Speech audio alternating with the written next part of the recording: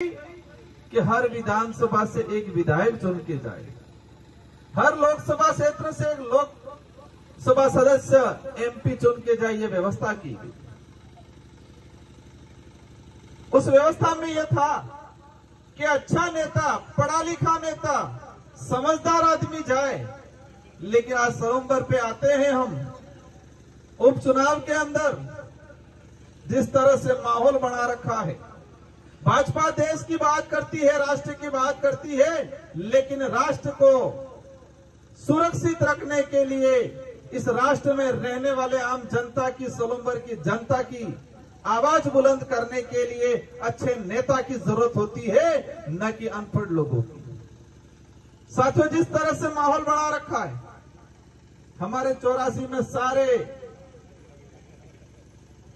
में राजस्थान के सारे नेता और अपने टीएडी मंत्री जी ये भूल चुके हैं कि मैं मंत्री हूं। वो लग रहा है 84 के अंदर एक बाबा बन के घूम रहे हैं आज। इनको डर है, लेकिन 84 की जनता बहुत समझदार है।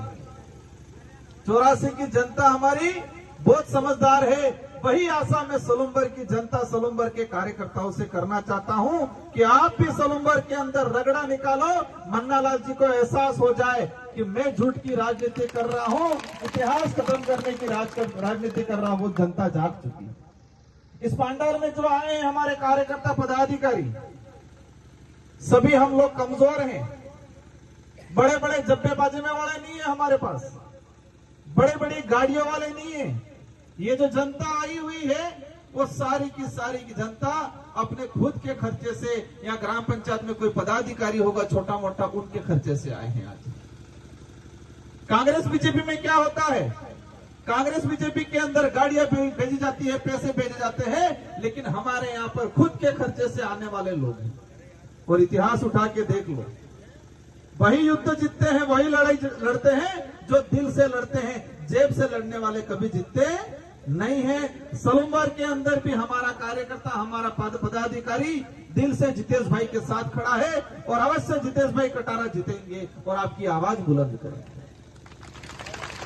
मैं विधायक रहा, मैंने देखा बिल आते हैं, विधानसभा की प्रक्रिया होती है, कई बार तो हिंदी में, कई बार इंग्लिश में आते हैं।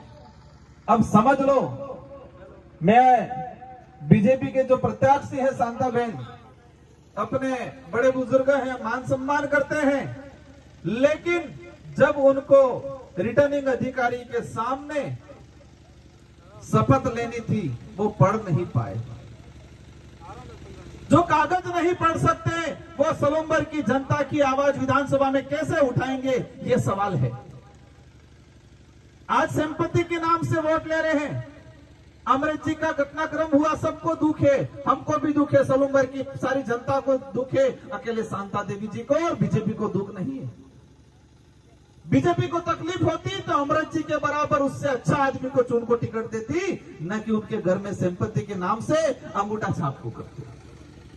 आज मैंने देखा, लेटर देखा, इस लेटर के अंदर सोलंबर में हमारे कुछ कर्मचारी, वो कर्मचारी किसी पार्टी से नहीं है, इस क्षेत्र के रहने वाले कर्मचारी, उन कर्मचारी के शिकायत किए और नीचे साइन किए हैं शांता देवी के। लेकिन मैं दावे के साथ कहता हूं, वो शांता देवी जी के साइन नहीं, किसी फर्जी ने साइन किए, उनको चलाने वालों ने साइन किए। सोलंबर के साथियों, आप जान लो, समझ लो कि शांता देवी जी का नाम यूज हो रहा है, कोई और साइन कर रहा है, तो जब अगर वो विधायक भी बन गए तो उनकी डिजायर पे किसी और के साइन चलेंगे, न कि शांता देवी। इसलिए जितेश भाई पढ़ा लिखा आदमी है, समझदार आदमी है। आपकी इस क्षेत्र की जनता की जो आवाज है, वो आवाज बुलंद करेगा, यहाँ की जो समस्या है उसको बुलंद करेगा।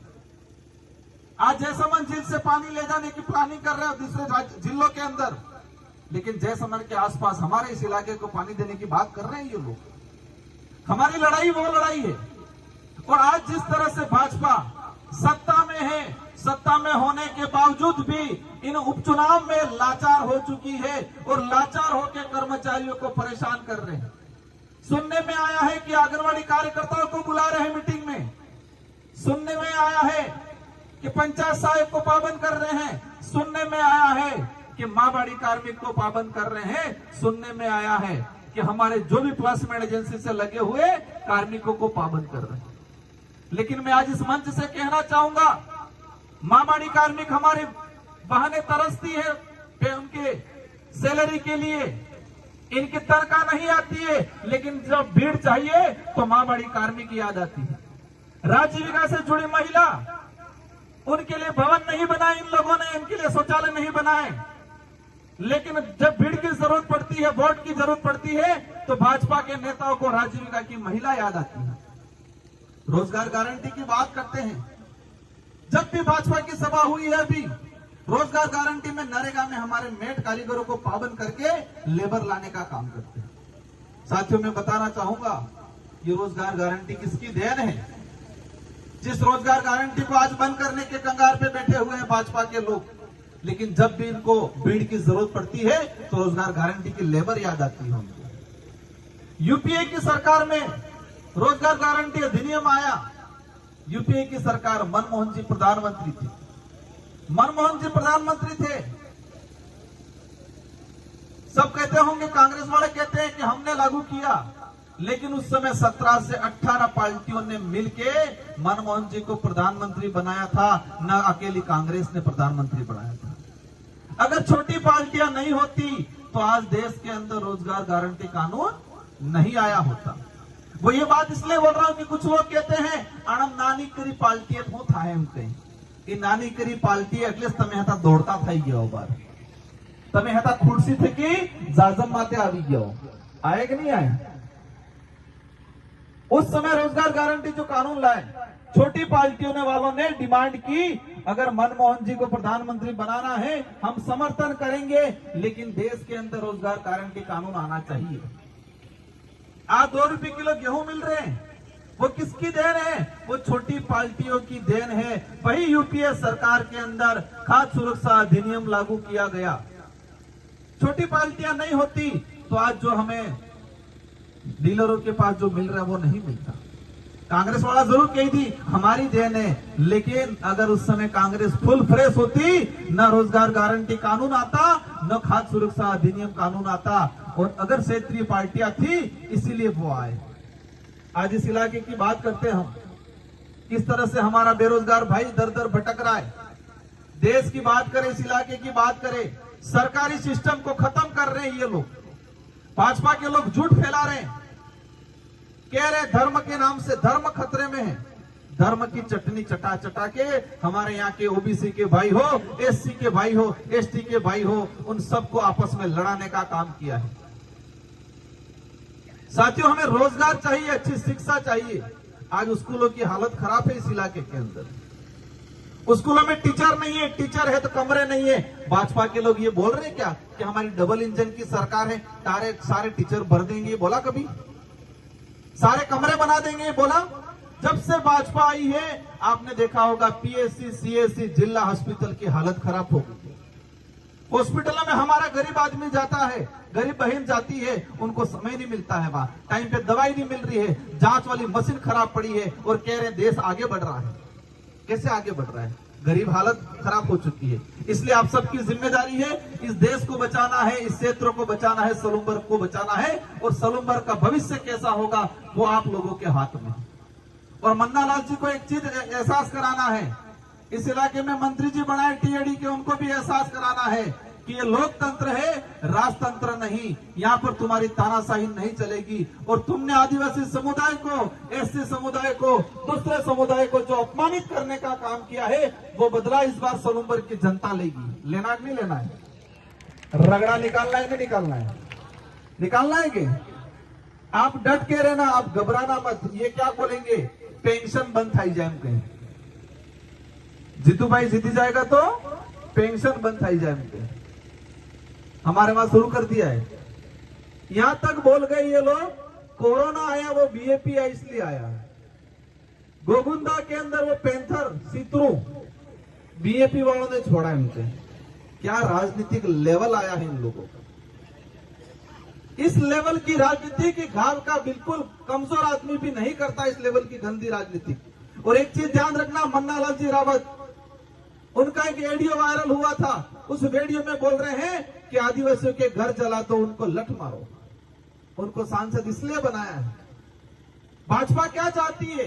भाजपा ऐसे नेताओं पे कार्रवाई करती है। अगर भाजपा आदिवासियों के हितैषी होती, जिस नेता ने आदिवासियों के घर जलाने की बात की, उस नेता पे कोई कार्रवाई नहीं हुई। इससे यह सिद्ध होता है कि भाजपा नहीं चाहती आदिवासी समुदाय की भलाई की। आज ओबीसी के नाम से राजनीति करते हैं, लेकिन मैं भाजपा को कहना चाहूंगा, क्या ओबीसी के मंडल कमीशन की बात कभी की उन लोगों ने? सिर्फ नहीं, धर्म खतरे में है यूं कर करके हमारे ओबीसी के भाई, एससी के भाई, सभी भाइयों को गुमराह करके सिर्फ झंडे पकड़ा के नारे लगाने का काम किया। आज तक रोजगार की बात नहीं करते ये लोग, भूखमरी की बात नहीं करते ये लोग। इसलिए आप सबकी जिम्मेदारी है, सलुम्बर के अंदर 84 वाला हमारा काम लगा देंगे कंप्लीट। तमें पासा पढ़ोने के हो, 1% घबराने की जरूरत नहीं है। वो कहेंगे हमारी सरकार है, चिंता मत करना, जीतू भाई जाएगा, हम सब कंधा देंगे और हम सारे काम लाएंगे, सारे काम कराएंगे। घबराने की जरूरत नहीं है, आपको डरने की जरूरत नहीं है। दिल्ली जयपुर वालों को एहसास होना चाहिए कि 84 की जनता तो ताकतवर है, लेकिन सलुम्बर की जनता भी ताकतवर है। क्योंकि ये चुनाव जीतू भाई अकेला, भारत आदिवासी पार्टी अकेले नहीं लड़ रही है। ये चुनाव यहाँ की आम जनता लड़ रही है, यहाँ की आम गरीब जनता, आम यहाँ का युवा लड़ रहा है चुनाव। माता बहनों से अपील है कि आज से ठान लेना है, घर घर पे, अपने रिश्तेदारी में अपना जा संबंध है, हर जगह आपको फोन करके कहना है इस बार ते गेड़िया माते वोट आलवो है। अटली आलवो है कि कांग्रेस में कैंडिडेट कोई लेवो देवो नहीं है। बीजेपी ने कैंडिडेट पहले नामांकन दाड़े पूछी पत्रकार क्यों आए हो, खबर उसने है आपसे पसे होड़े कोने भाई यही के नामांकन बल ले। ऐसे थोड़ी होता है। जनता का प्रतिनिधित्व करने भेज रहे हैं, वहां जाके भजन थोड़ी करने के ताली बजाड़ेंगे सिर्फ।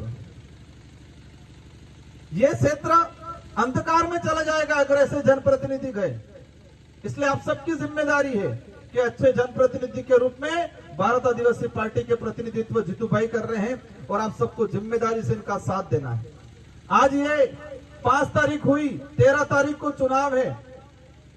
तो जितने अहमदाबाद वाले भाई हैं, अहमदाबाद गए हैं, अहमदाबाद से आ गए हैं, इनसे मेरा अपील है कि अहमदाबाद में आज तक कहीं पर भी कुछ हादसा हुआ है?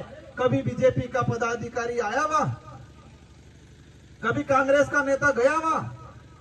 आज तक कोई भी हादसा हुआ है? हर हादसे में भारत आदिवासी पार्टी का कार्यकर्ता खड़ा रहा है और उसने मदद की है। रात की 2-2, 3-3 बजे तक भारत आदिवासी पार्टी का कार्यकर्ता गुजरात में हमारे भाई के साथ अन्याय होता है, वहां खड़ा रहता है। तब कांग्रेस बीजेपी का कार्यकर्ता कहां जाता है?